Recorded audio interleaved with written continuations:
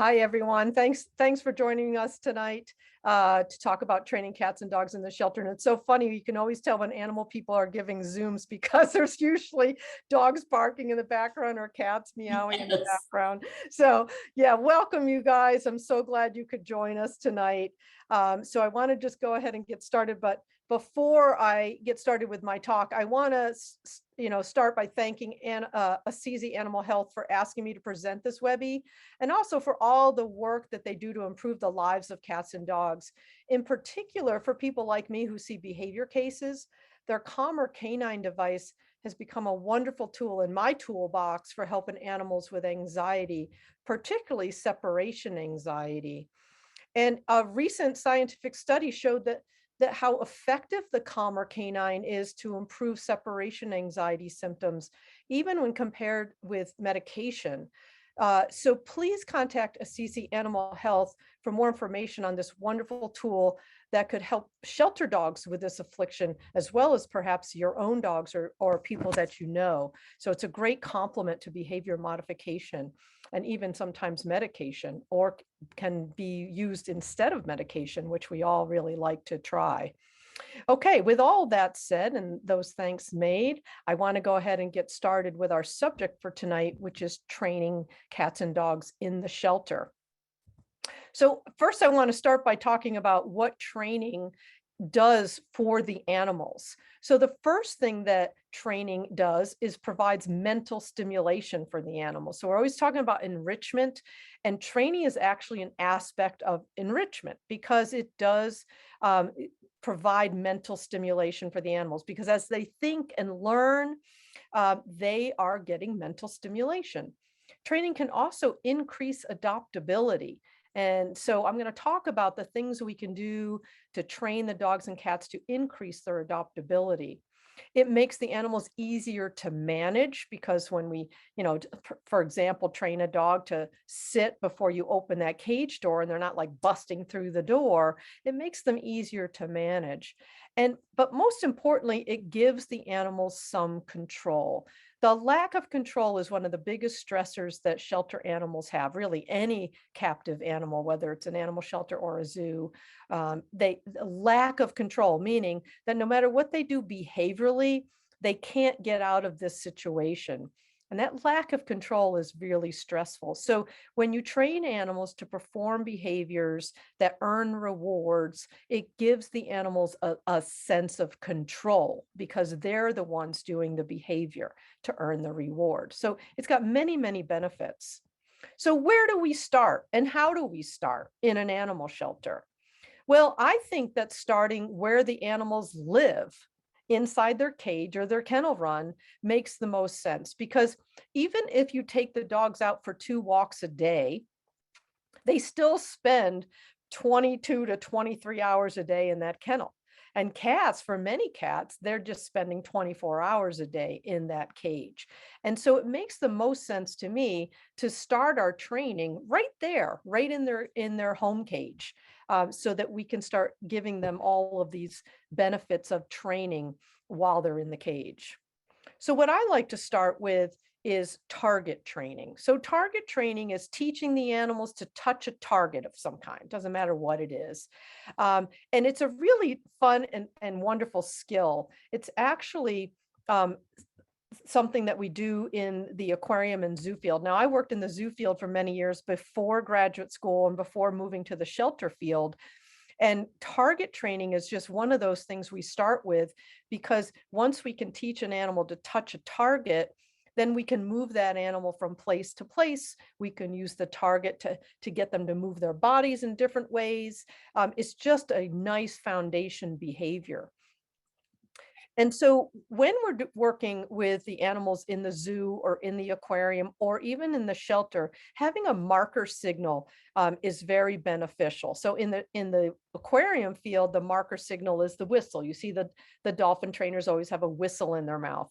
In the zoo, we typically use a clicker. So I worked with primates, and you would never have a whistle around your neck when you work with primates because they could dart their hand out and strangle you. And so we always used a hand clicker, so it was in our hand. And it's a wonderful marker signal to use in In that target zoo. training, keepers hoist a foam target into the air. When giraffes touch the target with their nose, they get a treat.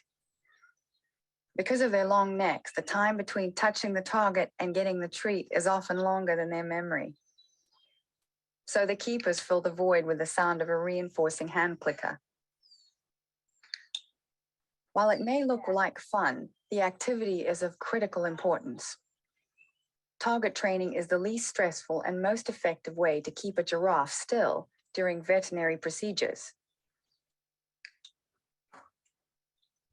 So we use target training in the zoo, we use it in the aquarium, and it's really beneficial in the shelter. But just a little side note, just to make sure everybody understands how clicker training or marker-based training works.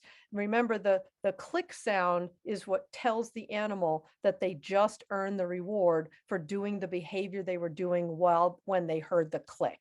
Okay, so it expedites learning in the animal's brain because it says that's what you're getting that treat for. Okay, and so if you don't know anything about clicker training, I urge you to learn a little bit about that on the internet or tune into one of my other talks. But that's clicker training, and clicker training, again, using that clicker as a marker signal in the shelter works really great too. And so this video shows some target training for shelter dogs, and they're in their home cage, and this guy is using his fingers as the target. Watch how when the dog touches his fingers, he hears the click and gets the treat.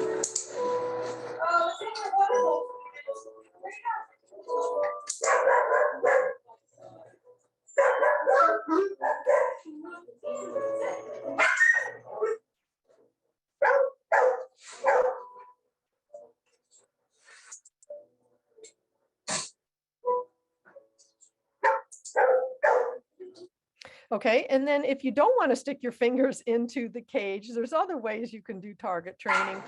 Maybe use your palm.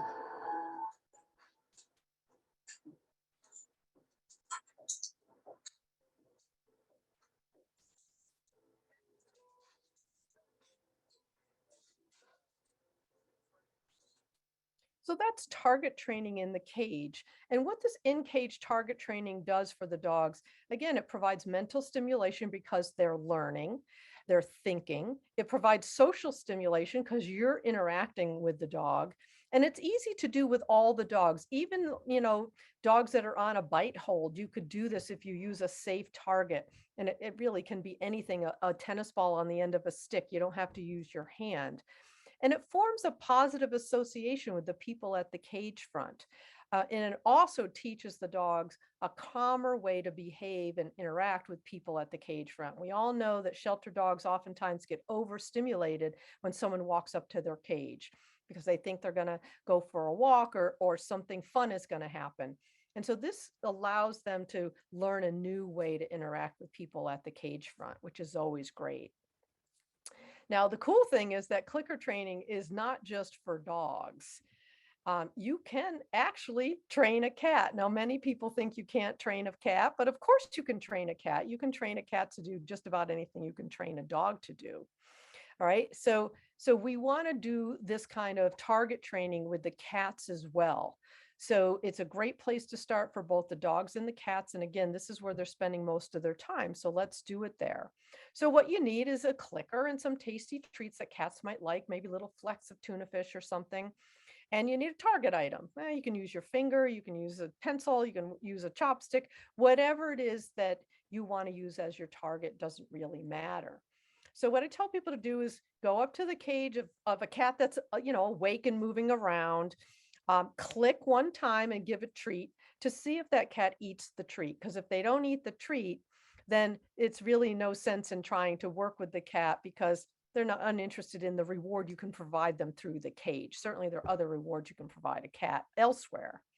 If he doesn't eat that, just go to the next cat until you find a cat that will eat the treat. And then if the cat eats the treat, once he's done eating, you present your target.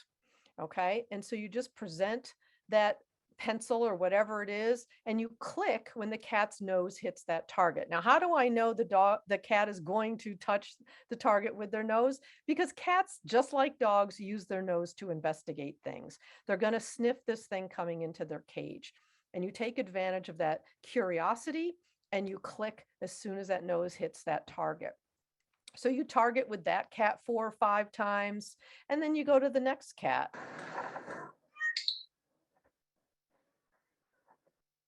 Now, the thing about training cats is they take a lot longer to eat their treat than a dog does.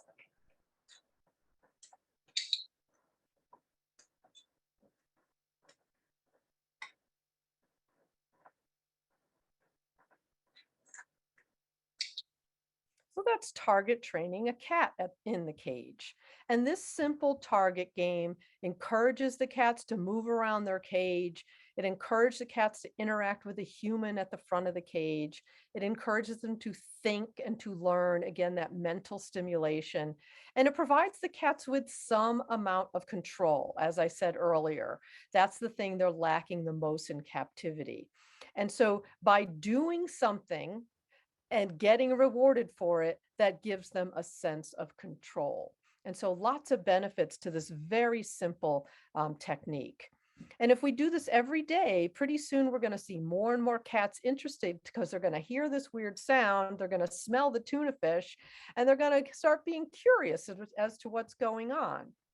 What we see is that shy cats become less shy because the process builds their confidence that they can come forward and interact with people. Fearful cats become less fearful because we're forming a positive association and we're trust building with that cat. Bored cats, of course, become less bored because it is great mental stimulation. And those outgoing, gregarious cats have an outlet for that social interaction that they're craving. They want you to come and pay attention to them. Also, what I have found over the years I've been doing this, 22 years actually, is that staff morale improves because it feels good to see the difference you can make in an animal just in a few minutes. And so I encourage you to do some target training at the cage front for both dogs and cats. And pretty soon you're going to see lots of cats wanting you to come and give them some activity with that clicker. Now, the next thing I want to talk about is training the cats to increase their adoptability, right? So that's always something we want to think about in the shelter. We want to get these cats out as fast as we can.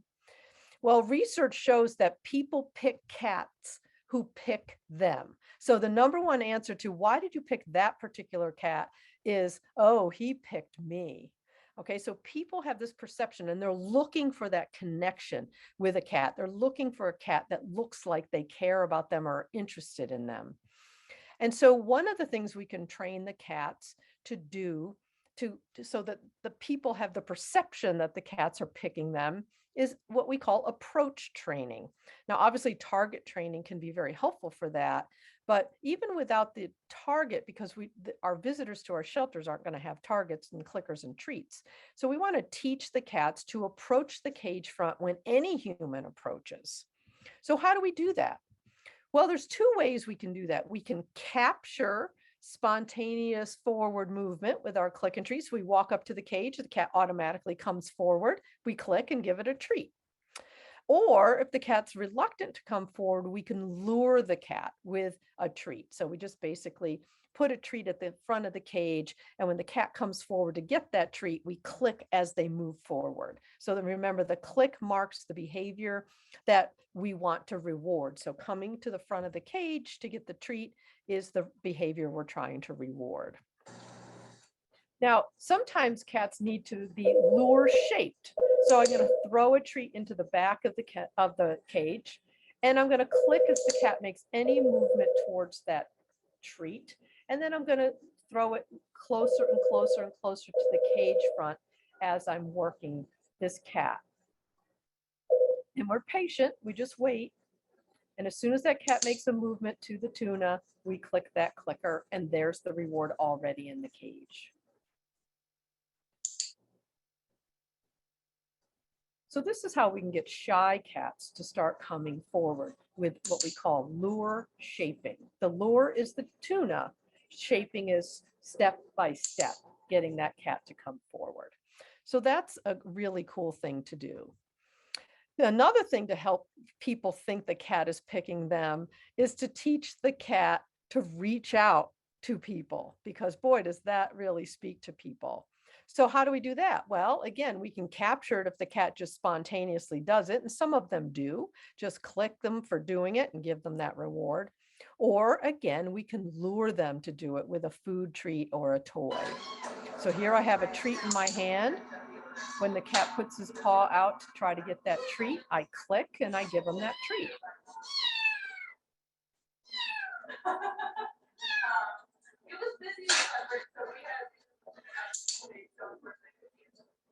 So a pretty cute behavior. And pretty soon we have cats reaching out to people. Of course, we're hoping not to scratch them, but this is the beauty of this kind of training. But what about training the dogs to increase their adoptability? Well, a lot of times people think, well, we got to teach them how to sit and how to go down and how to stay and how to come, the basic commands. Well, that's good, but really that's not what's going to get them adopted, right? What's going to get them adopted are things that will help the people get attracted to that dog in the first place. So one thing is to teach the dogs to be quiet at the cage front when people walk up, because nobody likes to be barked at. Teaching the dogs to sit at the cage front and look up at the person and not bark, so that they feel like they've got this connection with this dog and this dog is interested in them. And then we teach the dogs not to jump on people, because if they take the dog out to meet the dog, we don't want the dog jumping all over them. And also teach them not to pull on their leash, because if they take them for a walk and they're pulling their arm out of socket, then they might not pick that dog for adoption. So I think these are the 4 things we should start with when we're trying to train for adoptability. So the Click for Quiet program, many of you might have heard of the Click for Quiet program. Maybe your shelter does it, but it's very simple. You just simply walk up to the cage front. If the dog is quiet, you click and you give them the treat. If the dog barks at you, you simply walk away. So we don't reward that behavior. It just chases us and our treats away. And we repeat down the row of dogs. And pretty soon, all the dogs should start to be quiet as you approach the kennel, as they learn that that's the behavior they get rewarded for. So it's very simple. You can do it with a whole kennel full of dogs. Walk up, dog quiet, click the clicker, give the treat. Now, it's not going to stop all barking, because dogs bark. The key is to teach the dog not to bark at someone standing at the cage front.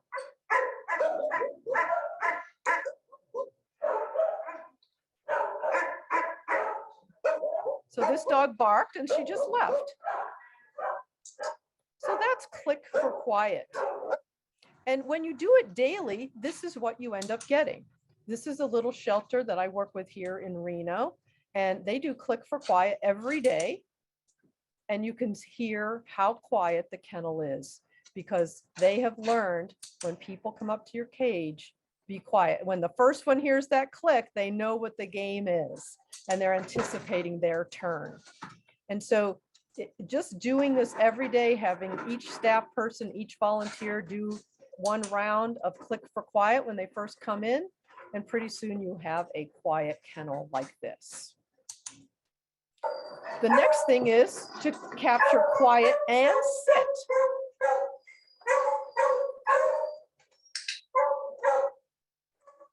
So you walk up to the cage front, and if the dog is quiet, you just hold off on your click for a second, see if the dog will sit. When the dog sits, you click and give the reward.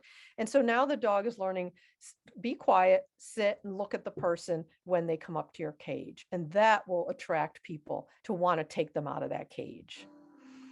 And then here's a nice little video of another shelter that does the Click for Quiet. You see every dog sitting quietly and looking at the person. So it's just a wonderful way to get these dogs to be more adoptable in their kennels.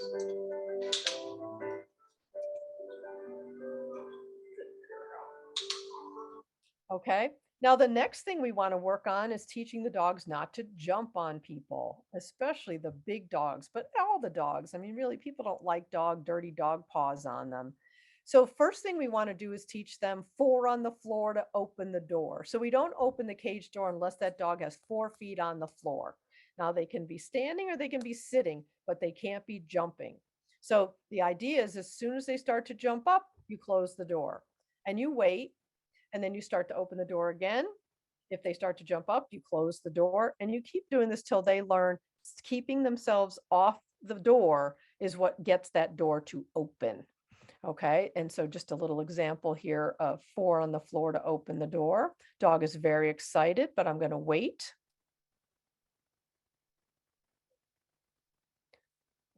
I'm going to start to open the door, and only if the dog remains 4 on the floor do I take the dog out. And so it's a really great skill to teach the dogs. Also teaching them not to jump on people when they greet them on leash. So when the dog jumps, the person just leaves.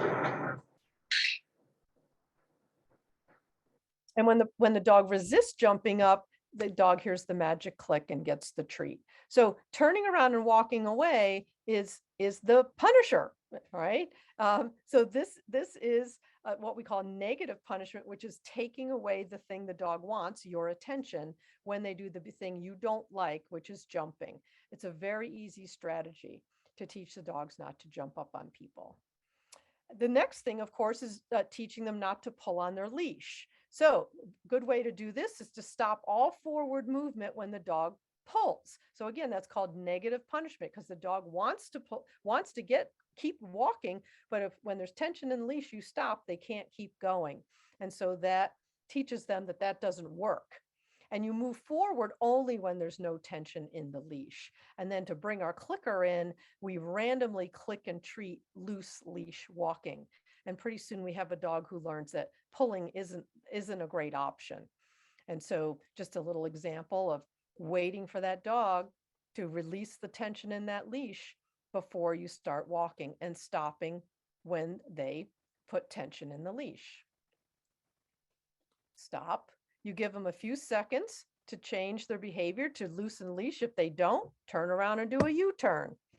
So it's a really nice little easy technique to teach them not to pull on their leash. The tools that can help for pullers, the front clasping harnesses and the head halter. Now, I prefer the front clasping harnesses because they don't require desensitization. The head halter requires desensitization. Front clasping harnesses are wonderful for the shelter dogs, because the idea is when the leash comes out of the front and the dog pulls, it pulls their whole chest sideways. The tools we want to avoid, of course, the pinch collar and the choke chain, because they create pain and discomfort. And we don't need to use these tools to train a dog not to pull. Other things that can increase adoptability for dogs, some research on this actually found that adoptions go up when the dog sits next to or lays at the people's feet during the meet and greet. So knowing that, we train the dogs to sit or lie down next to anybody who's sitting on that particular bench or that chair in the meet and greet area, right? And then you just say to the potential adopter, why don't you go over there and sit down, and I'm going to go get the dog for you. And the dog's already been trained to just go up and sit at the side of somebody who is sitting in that spot. So that's a nice little trick too. And then knowing some basic behaviors, once you've done those things that will increase adoptability, can be beneficial too, because everybody wants a smart dog. And so then you can teach the sit, the down, and the come. And of course, that basic training provides mental stimulation, also provides social stimulation for the dogs. Teaching a simple trick is also great to increase adoptability, because really it's even more impressive than sit and down, really, if they can shake or high five or roll over or some other fun trick. Something as simple as teaching them to spin can get them adopted pretty quickly. Or teaching them something like to wave, another great trick. Okay. And everybody wants a smart cat too. So again, we know we can train cats to do just about anything we can train dogs to do, but we can also teach them to do a fun trick. I always encourage my shelters, if you have a cat that's been in the shelter too long, and he's not getting adopted, he's not getting noticed, teach the cat a trick. a sit pretty, a high five, a rollover, whatever trick you want to teach them, and then videotape it and put it on your social media. And there'll be a line out the door for that cat because they're going to think that that's the smartest cat in the world, because people just don't think you can train cats. And so it's a really fun thing to do. And so I say this all the time when I give this talk. And this video is a video of a training session that this person did after she heard my talk. This cat had been in the shelter for a couple of months, wasn't getting noticed. And so she clicker trained the cat to do several tricks. She made this video, put it on social media, and the cat was adopted that day.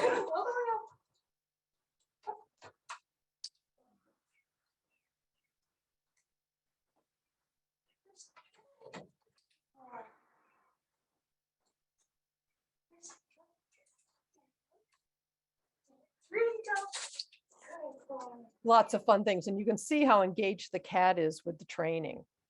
So I encourage you all to do some training in your shelter for both the dogs and the cats. So it's really helpful if we have a commitment from everybody that we're going to work on this. Everybody carries their treats and their clicker with them, and everybody rewards the good behavior we're looking for to try to help these animals reduce their stress, give them mental stimulation, and get them out of the shelter by making them more adoptable. So that's the end of my little Webby today. Again, I want to thank Assisi Animal Health for asking me to give this and for providing it for you guys for free. Also want to give you my email and my website. If you have any questions about this talk, or you want to learn more about my services for shelters, please do check me out.